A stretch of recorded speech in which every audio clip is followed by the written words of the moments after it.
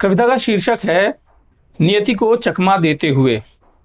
बहुत दिनों तक सूखता रहा दुविधा की अलगनी पर, हाँ और ना के बीच खड़ा किसी तेज रफ्तार गाड़ी से टकरा जाने की प्रतीक्षा में। बेरोजगारी के दिनों में अपनी बनियान की छेदों से दिखा मुझे दुनिया का असली चेहरा। मुझे भूखे पेट मैंने जाना पहाड़ चढ़ते वक्त आदमी झुकता क्यों है, क्यों झटक देता था खाना ना पसंद आने पर थाली, क्यों कोई जूठन भी एकादशी के अमृत प्रसाद की तरह खा लेता है। प्रेम करते हुए मैंने अपने भीतर के आयतन को नापा, अपने घनत्व को तौला, कितना आदमी हुआ हूं और कितना जानवर बचा है मेरे भीतर इसका हिसाब किया।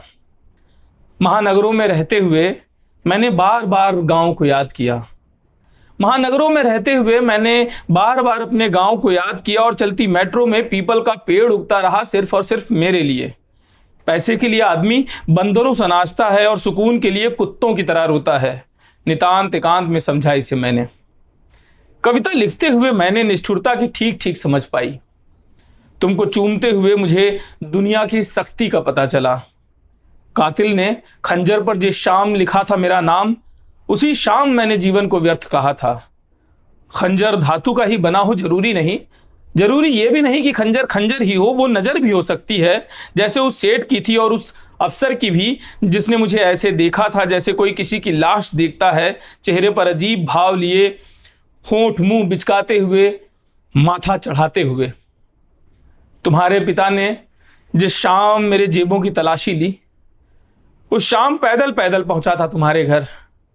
मेरे जेब से उन्होंने मेरी थकान निकाली और तुमसे कहा, इस थके हुए आदमी के हाथ में कुछ नहीं है, इस वीराने में रहती हो तुम इतनी मायूस हुई थी जैसे सरकार ने नागरिकता का प्रमाण मांगा हो और तुम कहना चाहती हो कि मेरे पास कोई सबूत नहीं है पर मैं जन्मों से इसी वीराने की नागरिक हूं और कोई कुछ भी कर ले मुझे इस वीरान देश से बेदखल नहीं कर सकता।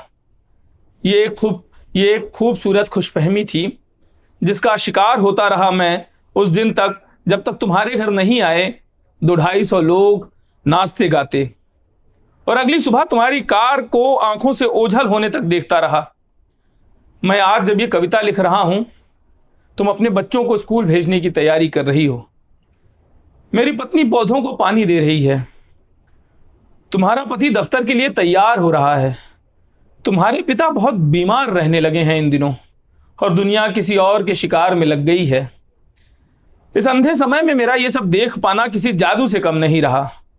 प्रेम में असफल आदमी कवि के साथ जादूगर भी हो जाता है। आज मेरे अकाउंट में आई है मेरी तनख्वाह।